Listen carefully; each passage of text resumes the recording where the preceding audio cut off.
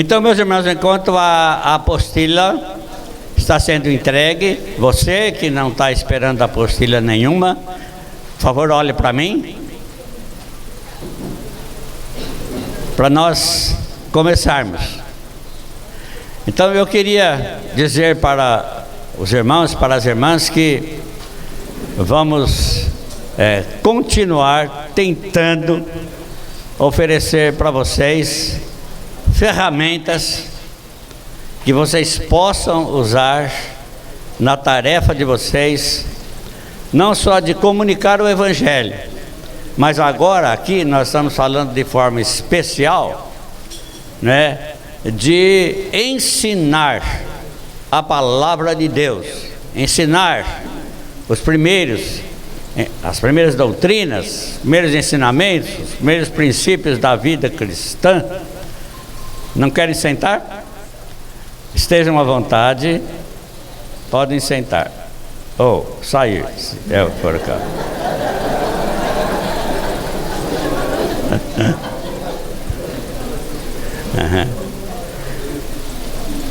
Ensinar os primeiros conhecimentos sobre a vida cristã,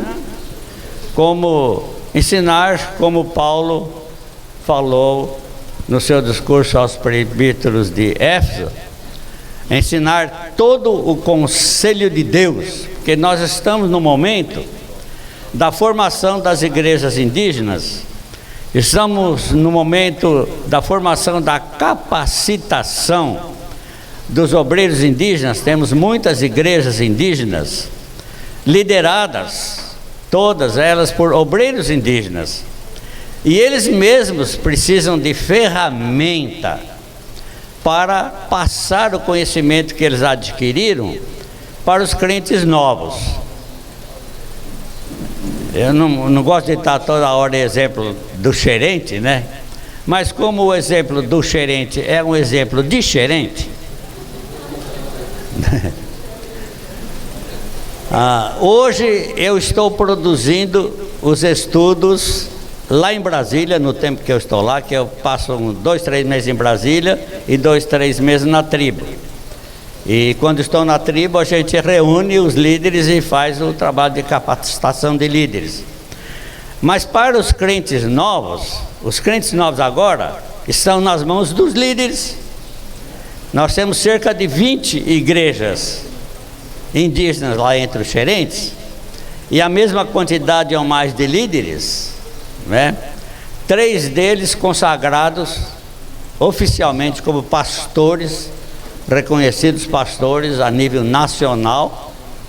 Então eu estou produzindo esses estudos em Brasília, em português e xerente. Depois eu vou explicar para você na hora certa por quê. E mandando esses estudos por e-mail, e a liderança lá que tem computador, a maioria deles tem, recebem esses estudos e repassam para os crentes novos, né? Então nós estamos assim no momento de elaborarmos material, né, que seja realmente ferramenta de ministério no ministério indígena, tanto para vocês que trabalham com indígenas e têm a responsabilidade de passar o ensinamento da palavra de Deus para eles. Estamos pensando agora nas escolas indígenas, como disse o nosso irmão José Vicente, mais ou menos 14 escolas de treinamento indígena que temos no Brasil. Nós temos a responsabilidade de dar a todos esses professores. Nós estamos pensando em vocês todos aqui como professores, vocês missionários e os nossos irmãos indígenas. Estamos pensando em vocês como professores. Vocês são professores dos patrícios seus, lá na aldeia. Vocês são professores dos crentes novos. Então nós estamos querendo dar um instrumento para vocês, um instrumento que vocês possam usar mesmo. Não é só teoria, não é só conhecimento. O conhecimento a gente aprende quando a gente faz aquilo que chama formação missionária, né? O nosso irmão Carlos Carvalho trabalha muito nessa parte, com o Ronaldo Lidório e outros elementos, né? E se você fez o curso de missiologia, você aprendeu essas coisas, né? que são dadas num curso de missiologia, um curso de missões transculturais, não é? Mas agora nós estamos falando de coisas que você vai usar no seu trabalho agora mesmo, que são novas ferramentas. Amém? E eu queria voltar então, antes de terminarmos essa questão, de entrarmos no próximo assunto, sobre a questão da estrutura do discurso, para você ensinar em tópicos, né? Eu queria falar um pouquinho mais sobre esse curso do nosso professor Jackson Day. Ele foi meu professor. Eu fiz esse curso com ele na Faculdade Batista Teológica de Brasília, e fico feliz que tem um colega aqui que possivelmente se formou comigo em 1988. Nós vestimos aquela roupa aqui de urubu, né? Não foi, irmão? Né? E agora que nós estamos nos conhecendo aqui, ele foi professor do Jackson Day também, desse curso aí, de narrativas bíblicas. Agora eu quero destacar o que esse curso tem de bom, que eu chamo de, aliás, ele chama de ferramenta.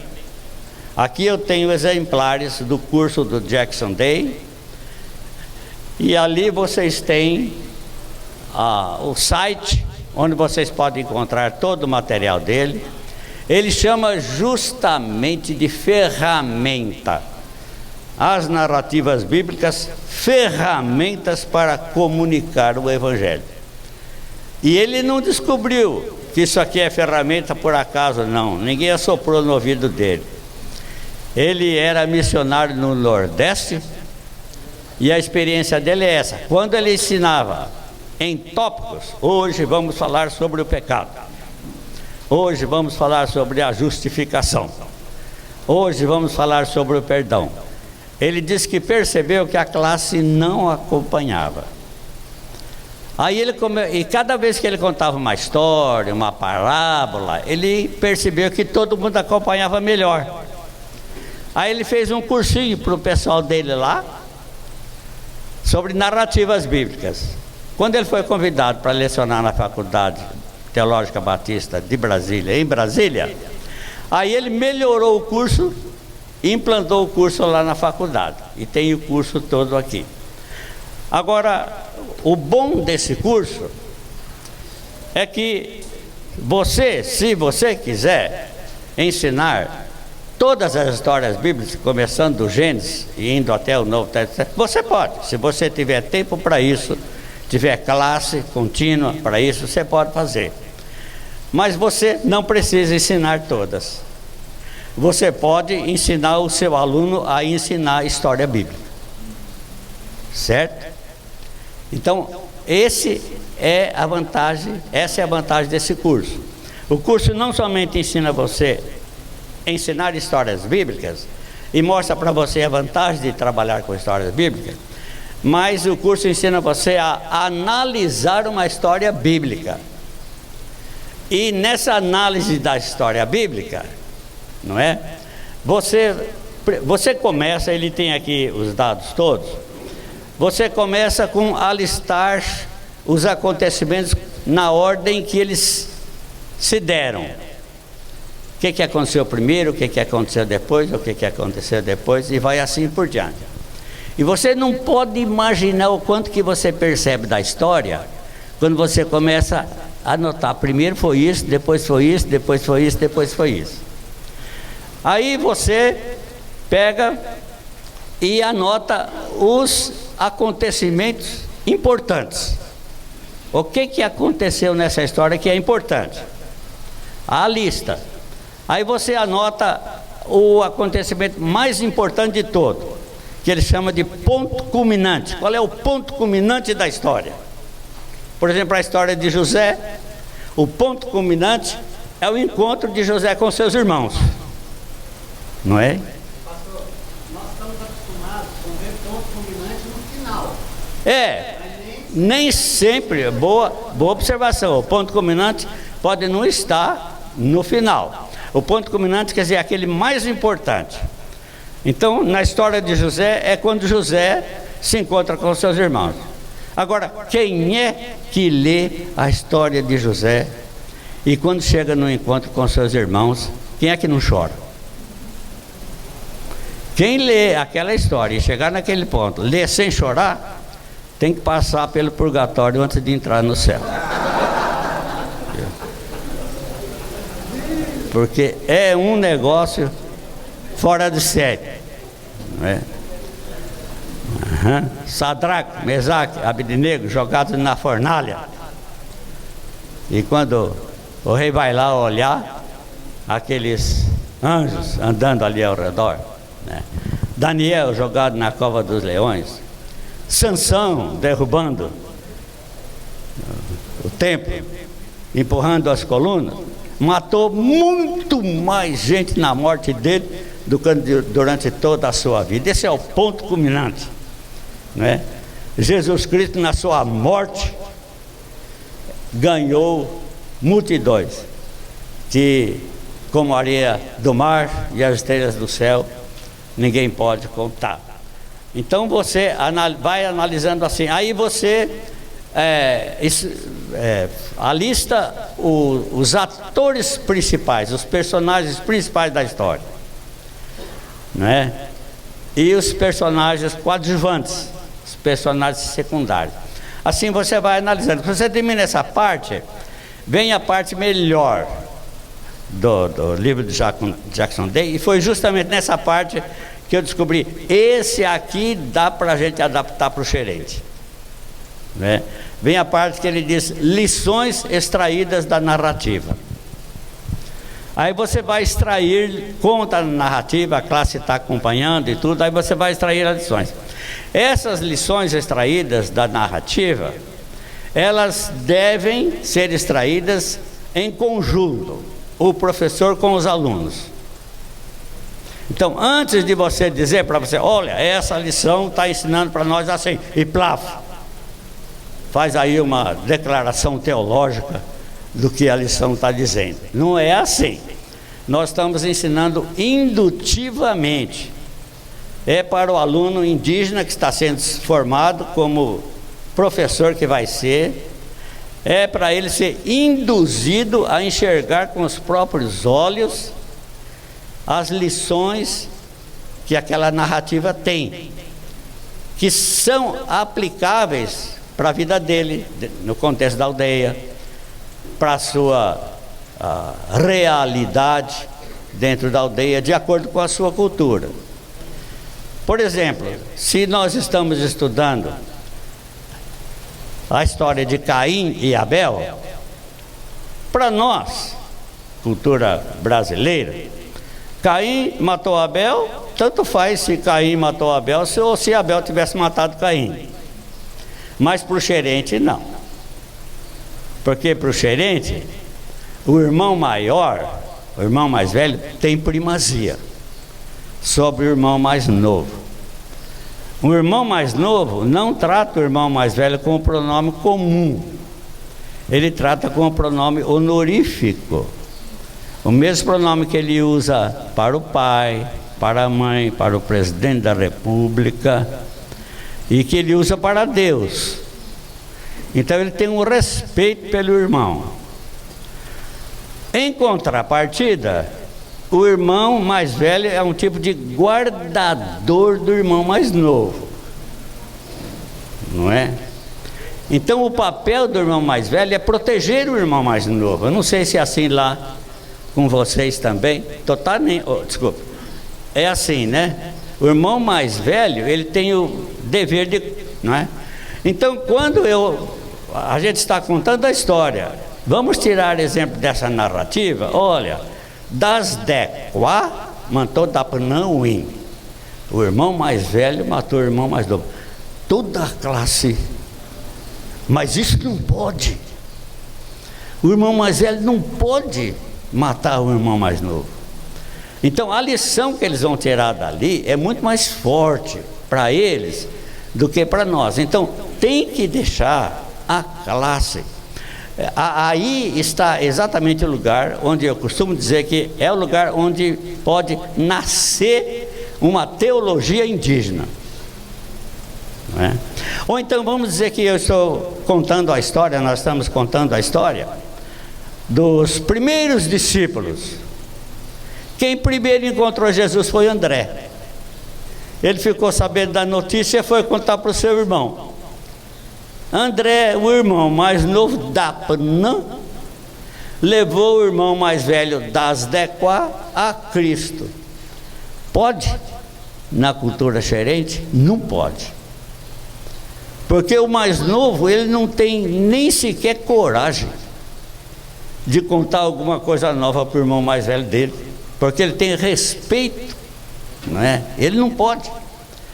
Aqui quando a gente diz, olha, André da Panã, né, mandou a irmão das Dequá a mãe, mandou a quase a realidade de mandou tomar o asco.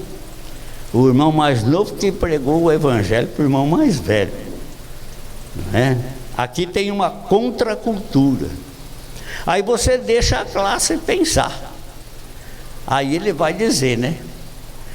E assim também com o negócio das mulheres. Quando aparece negócio de picom, porque na cultura xerente tem um ditado que diz assim: picom to saco cresci. Quer dizer, a mulher é só a vasilha onde a criança é formada. Na cultura xerente, só o homem fornece o sêmen para o nascimento da criança. A mulher não fornece sêmen nenhum, como se não tivesse ovulação, como se não tivesse ovário, não é? A mulher, então, o saco cresci, usa uma palavra do português, né? Saco, né? Saco cresci. Tanto é que o filho pertence ao pai e ao clã do pai, a metade do pai, a pintura do pai, a organização social do pai, não é?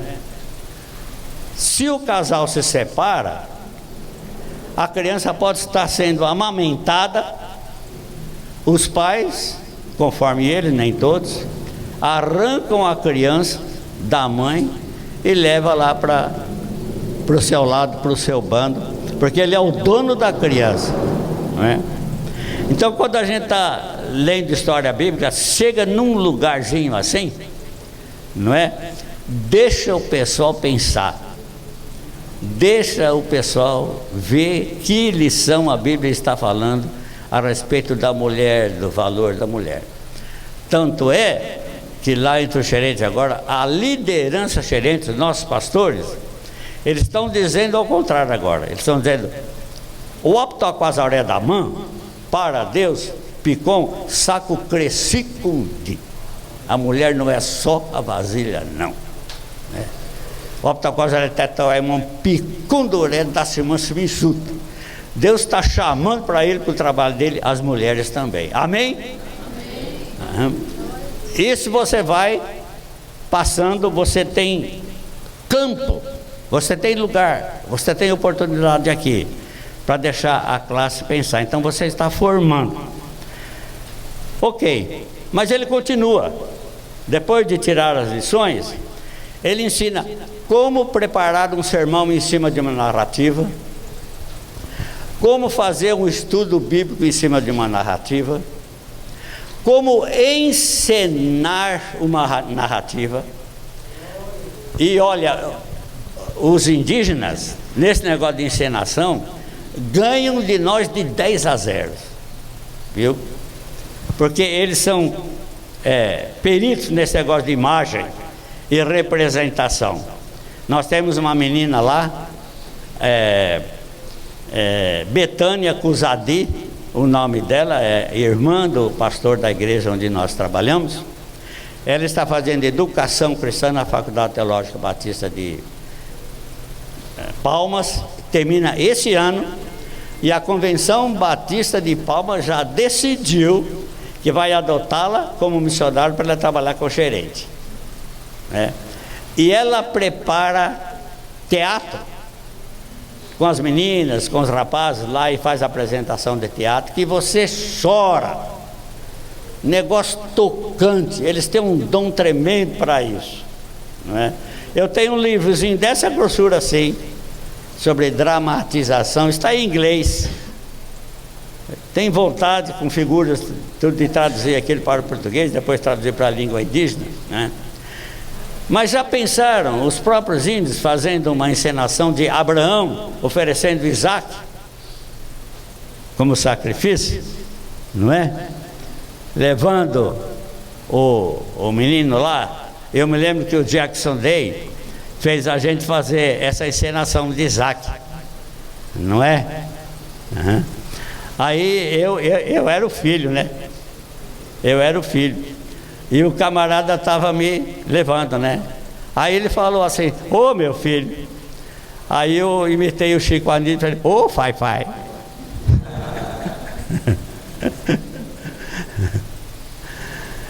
Eles fazem isso de uma forma tremenda, com muita precisão, e esse livro ensina isso aqui tudo. Lá no Xerente eu estou fazendo assim, mais uma vez o Xerente.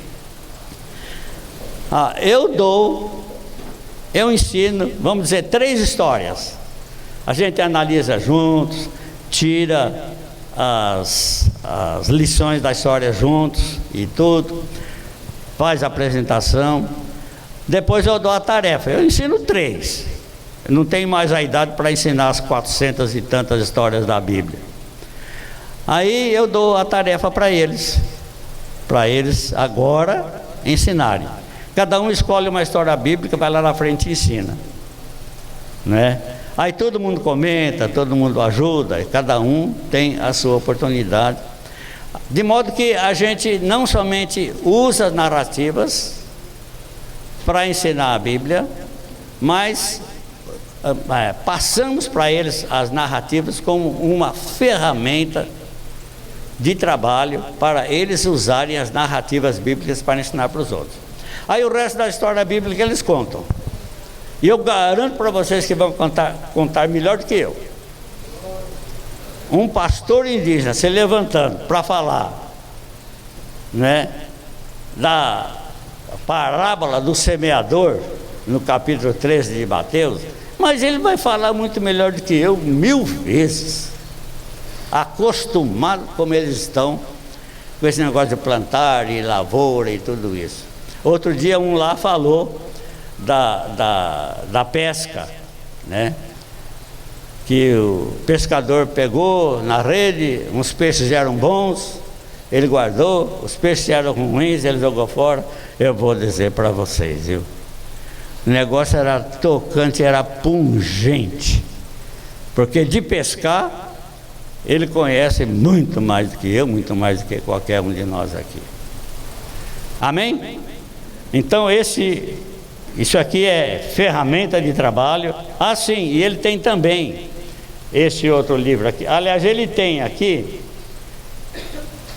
todas as narrativas importantes do Velho Testamento analisada. Você vai aprender a fazer análise e poder passar para os seus indígenas líderes como se faz a análise de uma narrativa, como se prepara um sermão a partir de uma narrativa, um estudo bíblico e assim por diante.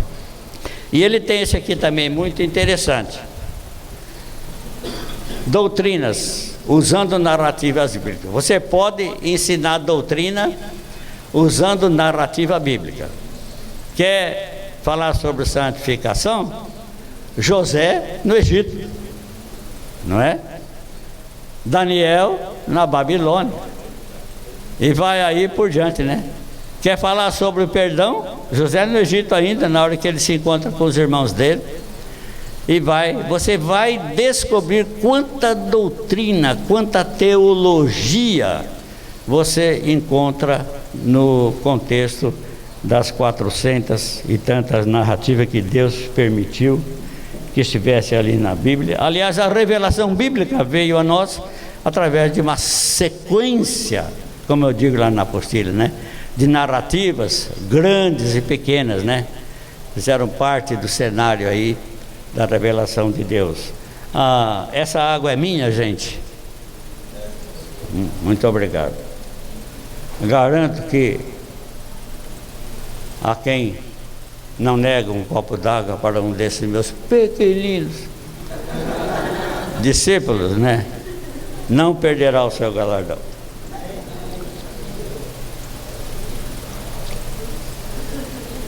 Podemos prosseguir? Então vamos passar da narrativa agora para o uso de estudos em tópico. Então fiquem aí todos vocês com a página 5 e 6, que nós vamos precisar dela na mão, mas vamos dizer algumas coisas preliminarmente. Pode passar, por favor.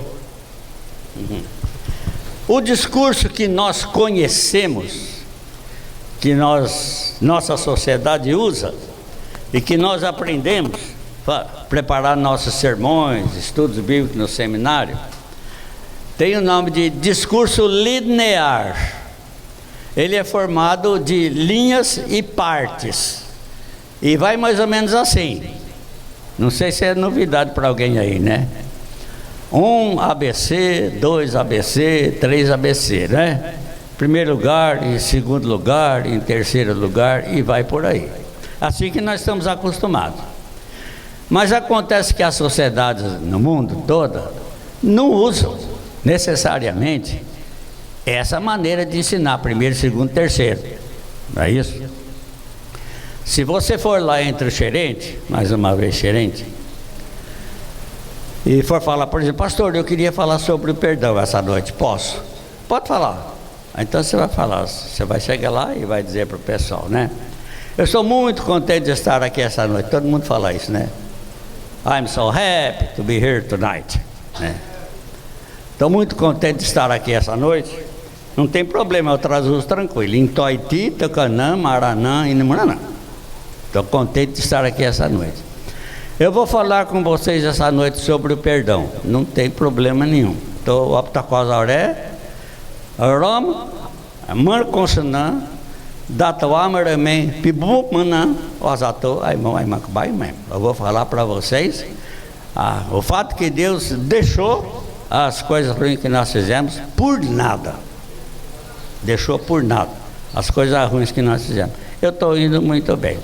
Aí ele vai falar assim, agora, em primeiro lugar, aí eu estou enroscado, porque o gerente não tem número ordinal.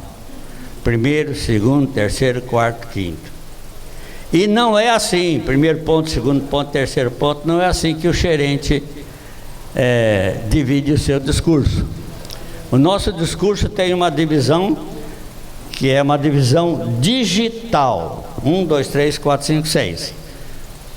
A divisão do discurso gerente é analógica. Você fala uma coisa aqui, deixa um estribozinho aqui, aí você põe o pé, passa para outra.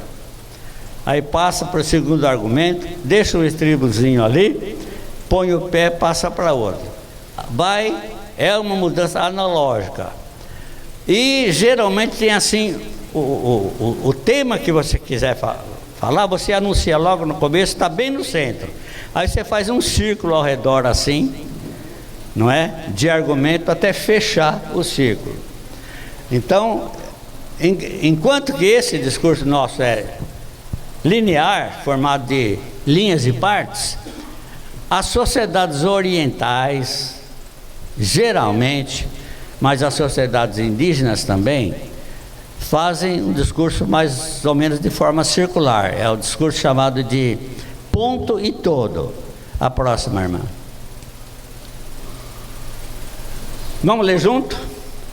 Um outro tipo de discurso usado por muitas sociedades, especialmente as orientais, mas também os indígenas brasileiros, é o discurso circular.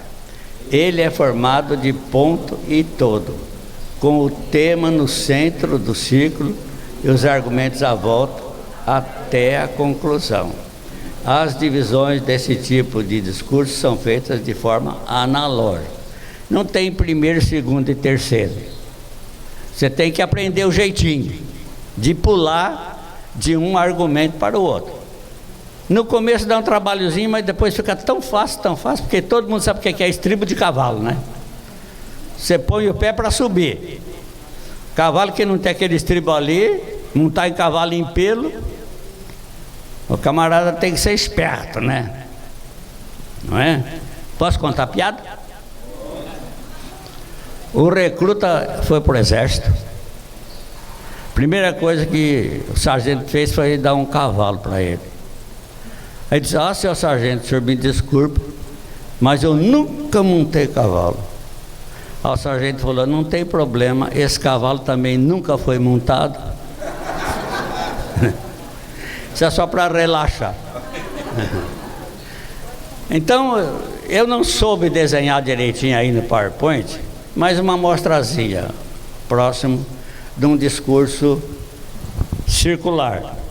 Então o tema vem no meio, no centro, não é? E os argumentos vêm ao derredor, em torno do tema, sendo mudado assim analogicamente, até chegar à conclusão. Será que vocês dão conta? Mudar o discurso de um jeito para outro, não é? No começo é meio difícil, mas depois fica fácil e não tem problema não. O próximo.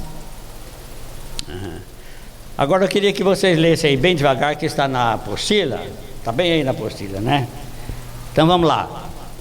Num encontro de teólogos e antropólogos realizado na Universidade de Biola, Estados Unidos, em 1985, Sherwood Lingenfelter, um missionário, tradutor da Bíblia, antropólogo cristão, apresentou, entre outros temas, entre outros temas, que eu deixei de fora, é o lado direito e o lado esquerdo do cérebro, que nós falamos um pouquinho. Ele joga o discurso em linhas e partes para o lado esquerdo e o discurso circular para o lado direito, né? Ele apresentou um interessante trabalho sobre a estrutura bíblica do discurso. Ele fez uma análise do discurso de Paulo em Efésios 2:1-10 e do discurso de Jesus em Mateus 15:1-20. E ele notou as seguintes diferenças desses dois discursos. Agora, mais uma vez, lá na apostila eu aconselho vocês que leiam o capítulo sobre a cognição hebraica e a cognição helênica, certo? Que tem uma diferença grande. A conexão, o sistema cognitivo hebraico era mais para o concreto e a cognição helênica, grega, era mais para o abstrato.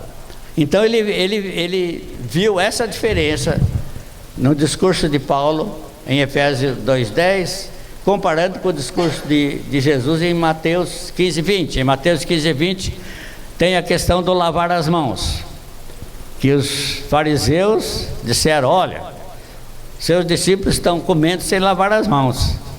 Aí Jesus aproveitou a oportunidade daquele exemplo conhecido por todo mundo, de lavar as mãos antes de comer, e apresentou de onde vem a impureza que de fato contamina o homem, que vem do coração.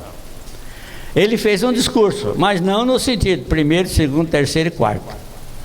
Então, na análise de Lingenfelter, os dois discursos têm essa característica aí. Enquanto que na cognição grega, o discurso de Paulo é feito em linhas e partes.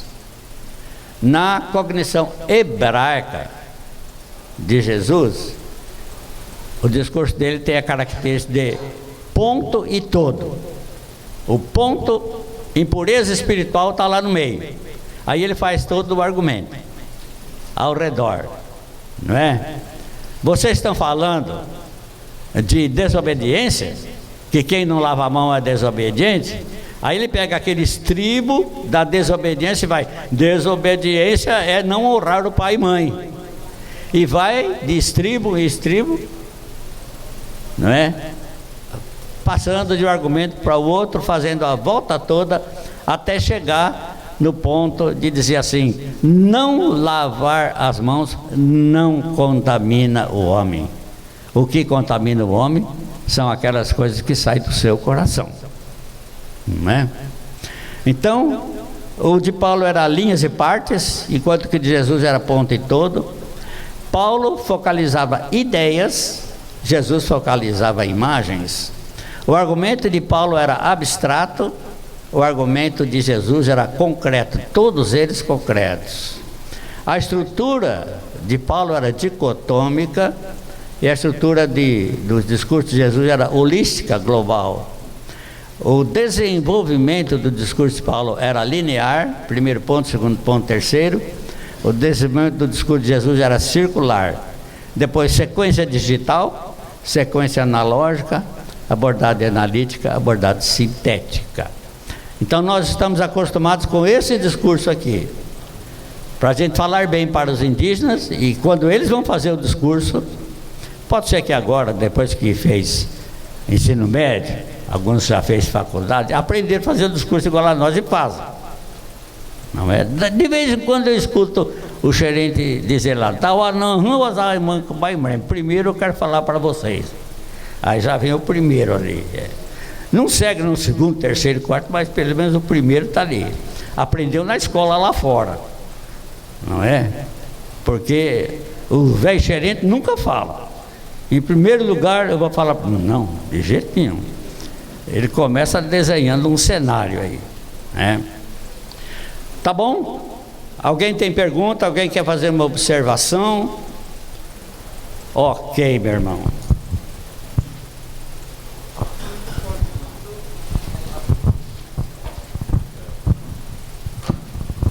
Eu estava pensando quando o Carlos ensinou para a gente, e o senhor falou também sobre a teologia indígena, eu lembrei de um exemplo que o meu professor deu para a gente, só queria compartilhar o exemplo dele. Ele estava na aldeia e tinha um índio ia num homem na rede, se embalando, e a casa estava bem preta de fumaça, porque eles fazem fogo dentro da casa, e ele fumando o cigarro dele, olhou para o teto assim, tudo tão preto, e ele pensou, disse, Claudinei, eu estou vendo que a minha casa está muito feia, com fumaça aqui dentro, eu faço fogo dentro e fica tão feio, eu estou pensando que dentro de mim deve estar muito feio, porque Jesus mora aqui dentro, e eu estou fumando esse cigarro todo dia, deve estar muito feio aqui dentro de mim, eu não quero mais fumar esse cigarro, jogou fora. Ele não precisou ficar dizendo para ele parar de fumar. Tá vendo como é que é? Teologia indígena. Louvado seja Deus. Uhum. Eu estava pregando sobre o sábado. Qual é mesmo que bendita a nação cujo Deus é o Senhor? Qual é mesmo? Esqueci agora no momento. 33, verso 12. Eu estava pregando bendita a nação cujo Deus é o Senhor, né? Estava aprendendo meu gerente. Aí tinha um senhor de meia idade, bem assim na minha frente. Enquanto eu falava, ele estava olhando para mim sério, olhando para mim assim, para mim, igual o Carlos Carvalho ontem. Olha só para o papel e para mim, papel e para mim, não olhe para os lados, né? Olhando, eu digo, eita, mas eu estou bom de gerente aqui, que estou falando, ele está compreendendo direitinho, bonito. Estou abafando a banca aqui, né? Quando terminei de falar, aí ele falou, pastor, leia para mim outra vez aquele que fala de que está passando fome. Eu falei, passando fome? Não, eu falei? Sim, o senhor leu. Quando o senhor leu o salmo aí, o senhor leu o versículo que diz que está passando fome, como é que é? E eu não estava lembrado, né? Ali na minha mão a Bíblia, e eu tinha acabado de ler, e passei por cima, não é? Aí eu fui olhar direito, estava lá, Deus nos socorre no tempo da fome. Bah! Meu pai não era rico, nem minha mãe, eu fui criado em fazenda, mas nunca dormi com fome. Graças a Deus sempre tinha lá um caldinho de feijão para a gente comer. Mas ele, talvez, dormiu muitas vezes com fome. Então, quando a Bíblia falou que Deus cuida da pessoa da fome, aquilo, ó, pá, chamou a atenção dele, né? Então, se ele for fazer uma dissertação de mestrado sobre a teologia da fome, ele vai passar e eu vou repetir, não é? Porque ele sabe o que é fome. E ele é capaz de dizer, quer dizer alguma coisa? Não. Ele sabe e é capaz de dizer o que é fome. Tem aquela experiência. Aí eu pensei, pois é, minha gente, o negócio é teologia indígena. Deixa eles ler a Bíblia, deixa eles pensar o que a Bíblia diz, né?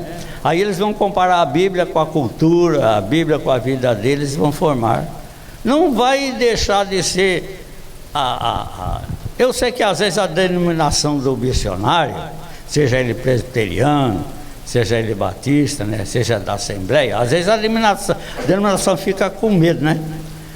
A minha, pelo menos, eu sei que tem, né? Se deixar o pastor Rinaldo falar de teologia indígena lá no Xerente, ele não vai fundar a igreja batista lá. E nós estamos pagando o salário dele. E ele não vai fundar a nossa igreja lá? Não é? Não, mas lá ninguém está fundando a igreja batista lá, não. Nós estamos fundando a igreja indígena. Não é? Então a gente tem que ter até um pouco de coragem e brigar com o pessoal. Não é? E até mesmo os indígenas têm que brigar, porque eu garanto, se pedir para eles contar, eles contam. Tem denominação que vai lá e quer que ele seja crente, mas que ele seja da denominação deles.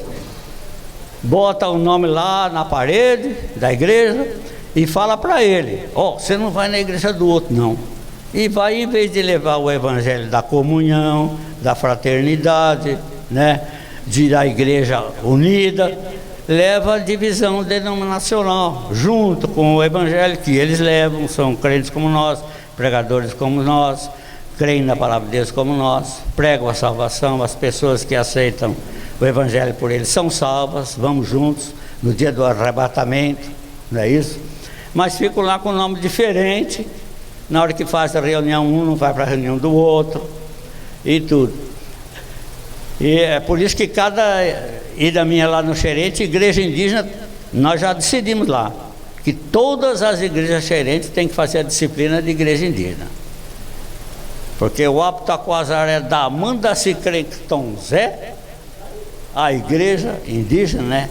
A Quenuri, o Aptaquazaré da Mandacicrencton Zé, Toshmishi é uma só. Não é? Amém? Então vamos trabalhar nessa direção. Então tem aí a diferença do discurso. E ele analisa aqui na apostila. Eu achei que seria muita coisa para pôr ali na tela. Veja aqui o discurso de Paulo, na página 5, como ele divide. Ele faz ali a divisão, e eu coloquei um pouquinho da meu input ali também. Então ele tem ali, o tema é a morte espiritual e a nova vida em Cristo. No ponto 1 ele tem mortes por causa da desobediência. A, naquele tempo seguiu. B, naquele tempo vivendo de acordo com, e vai por ali. Ponto número 2, ele porém muito rico em misericórdia, amor muito grande, quando estávamos espiritualmente mortos, etc. Tal. Número 3, nos trouxe para a vida, pela graça de Deus, nos reconciliou, nos fez reinar com Cristo. 4, pela graça, sois salvos por meio da fé, não vem de vocês, presente dado por Deus, não resulta de esforço humano, por isso ninguém deve orgulhar. Veja que ele não compara com nada, é só ideias, só conceitos, só ensinamentos, e dentro de um discurso de linhas e partes, discurso linear, exatamente como nós fazemos. Agora veja o de Jesus na página 6. Ainda tinha na página 6 o ponto número 5 aqui. Foi Deus quem nos fez em união com Jesus para fazermos o bem que Ele já havia preparado para nós nos tempos eternos. Agora o discurso de Jesus é diferente. Em Mateus 15, 1 a 20, a questão da lavar as mãos antes de comer, um sistema, uma regra farisaica. O tema central era impureza espiritual. Vocês acham que Jesus ia perder a oportunidade de dar uma lição de qual é realmente a impureza espiritual? De forma alguma.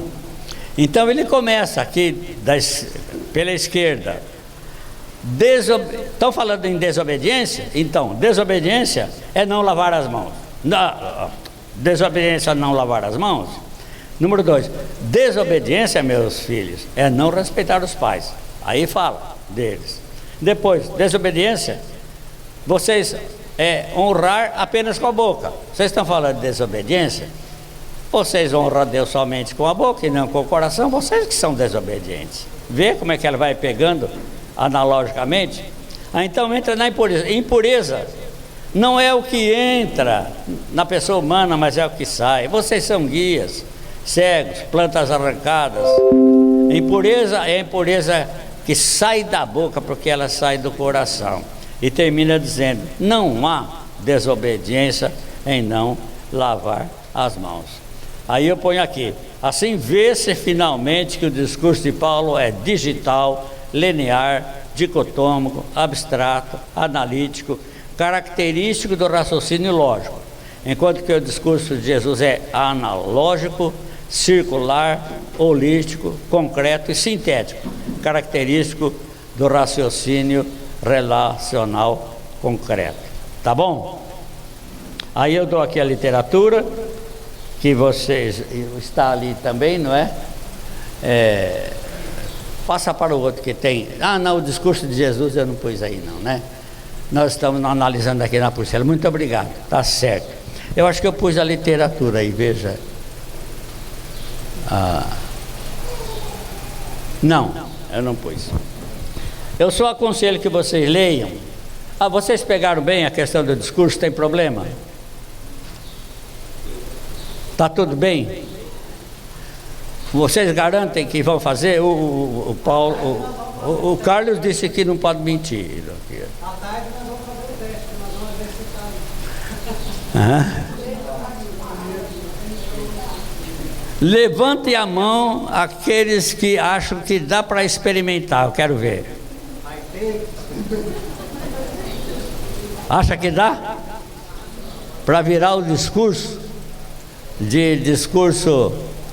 em linhas e pontos e partes para ponto e todo. Amém? Ok. O que eu tenho ali agora? Há outras coisas na apostila que eu quero que vocês leiam. Se não puder ler agora, durante o curso, leve a apostila para casa, leia em casa. As inteligências múltiplas, que eu já falei para vocês um pouquinho, né? Daniel Goleman, não é? Vocês têm a indicação bibliográfica aí na apostila, o livro Inteligência Emocional, não é? Os modelos hebraico e grego nas escrituras estão na página de 4 a 6. É muito importante vocês verem o sistema cognitivo gerente é mais pendente, o sistema cognitivo indígena é mais pendente para o sistema cognitivo hebraico, para o grego, não é? Enquanto que a nossa cultura é mais pendente para o sistema de raciocínio. Aliás, o nosso não, agora eu estou embananando tudo. A cultura grega, a cultura helênica, é fortemente para o lado do raciocínio. Então, tudo que está escrito tem uma parte enorme nas escrituras, especialmente as epístolas. Estão escritas dentro desse raciocínio lógico. Mas todo o Velho Testamento, uma boa parte do Novo, os discursos de Jesus, as parábolas de Jesus, tudo aquilo está escrito dentro do sistema cognitivo relacional concreto, mais para o concreto. No curso que eu dou de Bíblia e Cultura, lá na aldeia, eu falo justamente disso, né? Eu falo da semelhança, obrigado, irmão. Eu falo da semelhança entre a cultura hebraica e a cultura indígena. E o contraste entre a cultura helênica e a cultura indígena. E o negócio é fantástico, né? Então toda a parte escrita lá na Bíblia, vocês têm a maior parte da Bíblia é escrita, como nós vimos ontem, comunicação concretiva no Velho Testamento, comunicação concretiva no Novo Testamento. Aquelas partes vão ajudar vocês, as histórias todas, a lecionar já dentro daquela cosmovisão. Agora, quando vocês pegarem os outros textos, aí vocês têm que transformá-los para o raciocínio relacional concreto, tá bom? Evangelismo narrativo e pregação concretiva. Isso é só para vocês verem que as duas coisas estão no mesmo caminho. E aquela experiência de Randy Weber, na página 16 e 18, vocês têm que ler aquilo. Ele foi um missionário convidado para lecionar numa região onde tinha muitas igrejas, mas pouco ensino bíblico. E ele montou lá o seu curso, muito bem montado, estava dando resultado, aquela coisa toda, mas ele percebeu que os anciãos que não sabiam ler, pré-alfabetizados, ele dá lá o nome de como que o próprio povo chamava as pessoas que não sabiam ler, que eles ficavam lá fora e não participavam. Aí ele sentiu o desejo de tentar transmitir para eles. Quando ele foi transmitir, ele percebeu que só na conversa com eles contavam, tudo que eles contavam, eles enchiam de imagem, enchiam de exemplos, não é? Exemplos assim mesmo nítidos. Ele viu aquilo, ele disse: mas gente, esse pessoal aqui é artista, aqui tem pintores, aqui tem artista, e eu aqui com as minhas pobres ideias abstratas, querendo falar com ele, nesse mundaréu, né, de conhecimento aí ele começou a ensinar os não alfabetizados a Bíblia com essa linguagem, com imagem, fazendo desenhos no quadro negro e assim por diante. Ele ganhou aqueles anciãos que a gente chama daqui de analfabetos, que é um termo pejorativo, né? Mas eram, tinham comunicação oral, pré-letrados, não é isso? Ele conseguiu daquela maneira. Vocês fazem bem de ler aquilo, tá bom? Agora, concluindo, vamos lá. Essa parte, 11:05. Agora aqui que está o grande exercício intelectual que vocês vão fazer, e nós somos capazes aqui até de instituir um certificado para vocês, se vocês conseguirem fazer isso aí. Vamos ler juntos?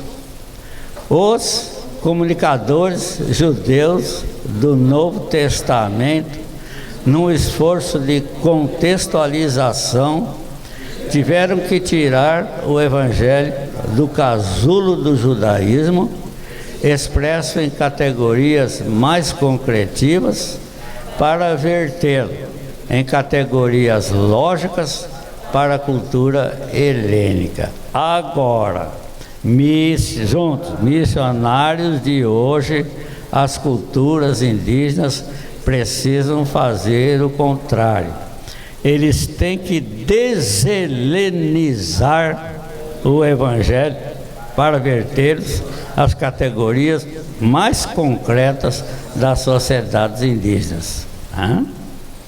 Olha o desafio aí: deshelenizar o Evangelho, tirar o Evangelho do raciocínio lógico, do discurso de linhas e partes, né, discurso linear, e passar o Evangelho para as categorias concretas da cultura indígena e expressá-lo, transmiti-lo através do sistema de discurso, do jeito que eles contam a história, do jeito que eles contam, vocês têm que passar para eles. Agora deixa eu falar só uma coisinha sobre discurso.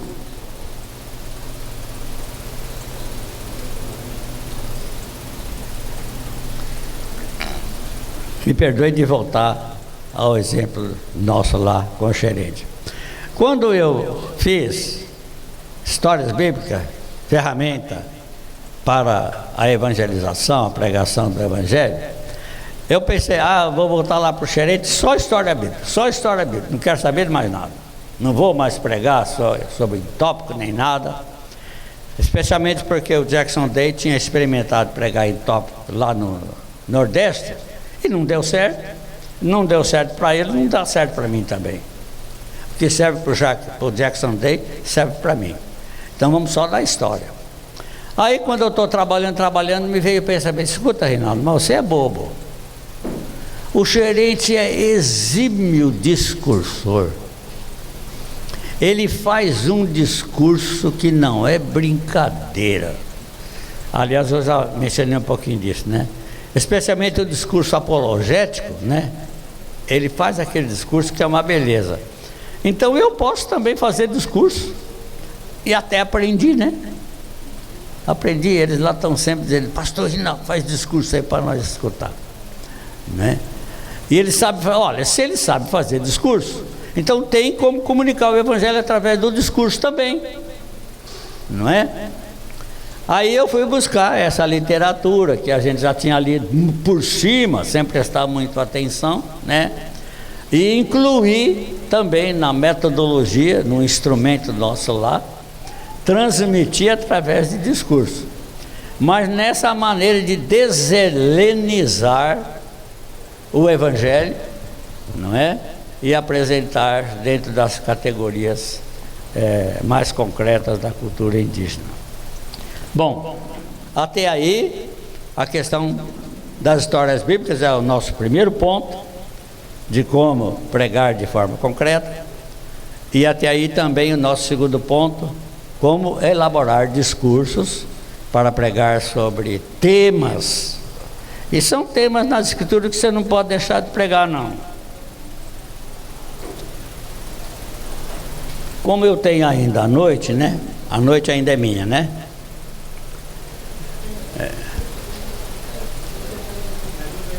E nós temos só o último ponto. Eu vou contar essa aqui. Um belo dia eu comecei a achar aqui que nossa igreja xerente, os nossos crentes xerentes, estavam precisando de perseverança, não é?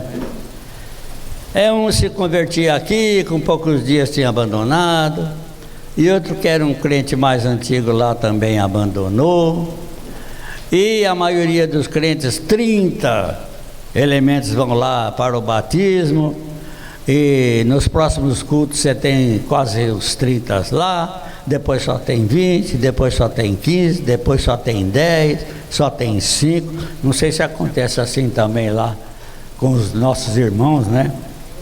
Eu pensei, a nossa igreja está precisando de perseverança. Aí digo, eu vou preparar um discurso aqui do jeito indígena, vou preparar um discurso sobre perseverança. Aí a primeira coisa que a gente vai na concordância bíblica, né? Para achar a palavra perseverança, para ver quais versículos que a gente vai usar. Eu vou na concordância bíblica, aquela concordância que é feita em cima da Bíblia, a tradução de João Ferreira de Almeida, e encontro só uns 2, 3 lugares lá, onde está a palavra perseverança, tá? Quer dizer, aquela lista enorme de palavra perseverança, quando eu vou procurar no gerente, não vejo. Abro a Bíblia, aqui está na concordância, versículo tal, palavra perseverança, eu vou lá no gerente, não vejo a palavra lá, não é? Aí digo, será que meu colega, que foi feito por um colega meu, pastor Guter Carlos Krieger, né? Digo, será que o meu colega comeu broa? O que foi? Cadê a palavra perseverança aqui? Eu quero fazer o meu discurso, ele me rouba meu trovão aqui, né? Não estou vendo a palavra perseverança em praticamente lugar nenhum aí. Aí eu digo, deixa eu ver aqui, eu vou procurar então na Bíblia na linguagem de hoje. Eu vou procurar na Bíblia na linguagem de hoje, mesma coisa. Não encontro nos versículos que aqui na Bíblia João Ferreira de Almeida está perseverança, mas lá na linguagem de hoje não está perseverança, está outra coisa, não é? Se esforçar e coisa dessa natureza, né? Eu sei que eu procuro dali, procuro daqui, já estava assim muito desanimado com o assunto e não sabia o que tinha acontecido, até que de repente eu achei uma conexão num certo versículo lá no Novo Testamento de Xerente. A palavra perseverança estava traduzida pela palavra xiquanim, K-R-S-I, xiquanim, K-W-A-N-I, xiquanim. Bem, eu sei o que é xiquanim. Aliás, eu sei que quanim, eu sei o que é quanim, é puxar. Quando você pega um peixe e puxa, você está fazendo quanim, você está puxando o peixe. Agora, xiquanim quer dizer puxar-se a si mesmo. Essa aqui nunca escutei falar, né? Puxar-se a si mesmo. Aí fui lá nos meus discursos xerentes, fui lá nesse lugar, naquele outro lugar, e eu não encontrei na literatura que eu tinha xerente, no meu conhecimento xerente, essa expressão xiquanim, puxar-se a si mesmo.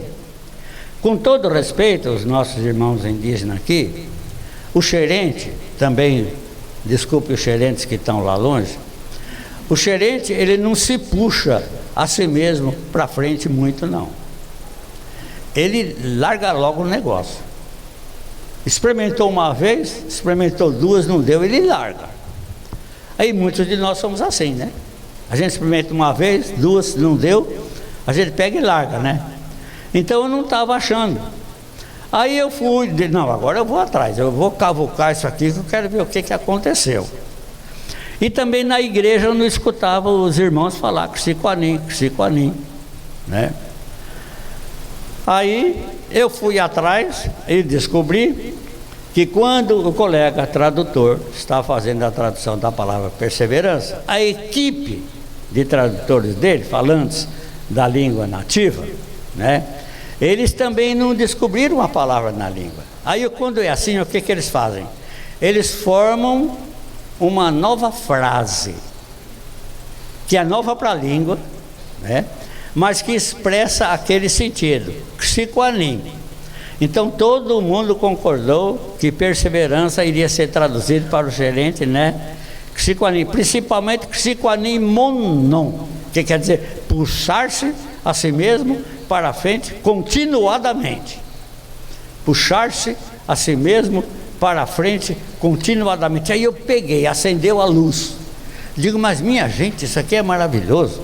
Puxar-se a si mesmo para frente continuamente. Aí, mesmo enquanto eu estava preparando o meu estudo, de repente eu escuto um crente orar lá, né? O aptoquasauré, aimon anorim, crasiquanimo não pibumã, atual Deus nos ajuda a nos puxar sempre para frente. Olha, nos ajuda a ser perseverante. De repente um líder vai lá para frente e fala para o pessoal assim: o anorim, o aptoquasauré, daman, coranipipsemo não pibumã, para nós trabalhar direitinho por Deus, to croaciquanimo não amsi,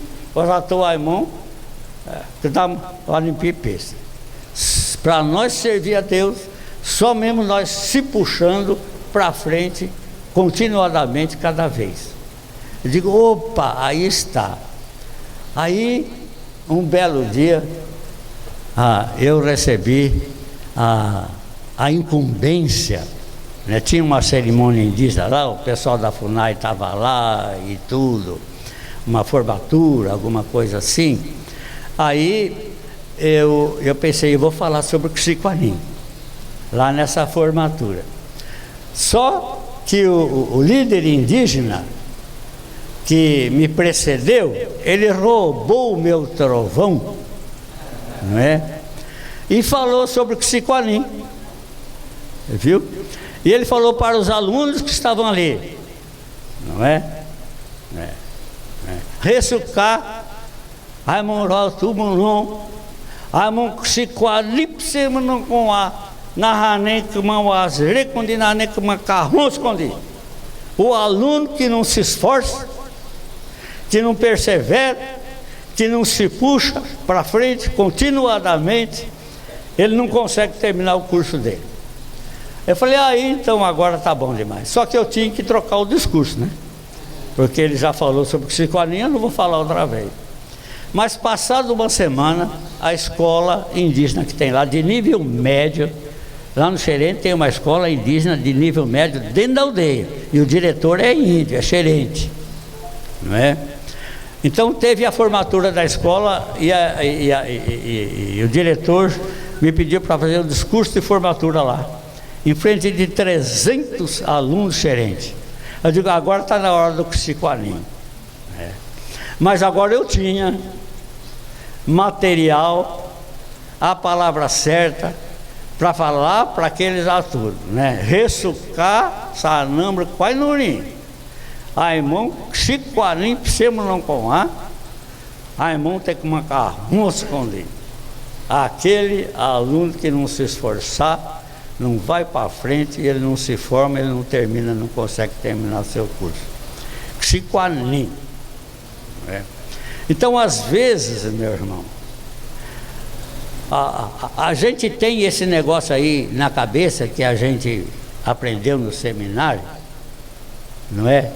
Preparando nosso sermãozinho, e às vezes nós somos surpresos, porque aquela expressão, perseverança é um substantivo abstrato, e não tem como ter perseverança gerente, é um substantivo abstrato.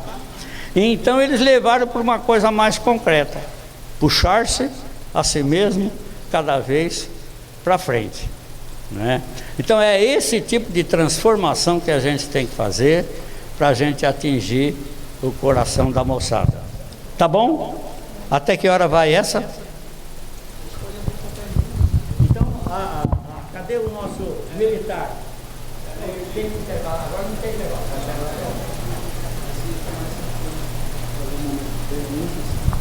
Nós podemos fazer o seguinte, o missionário Carlos está aqui, deu a parte dele, não foi aberto para perguntas, aí o pastor também deu a parte dele. Nós podemos abrir esse momento agora, são 11h20, de uns 20 minutos para vocês perguntarem, vocês questionarem aquilo que estão em dúvida, e eles vão estar aqui para responder. Tá ok? Quem gostou, diga glória a Deus. Amém? Então está aberto. Vamos lá? Aí você diz, eu quero fazer a pergunta para o missionário Carlos, fazer a pergunta para o missionário Rinaldo,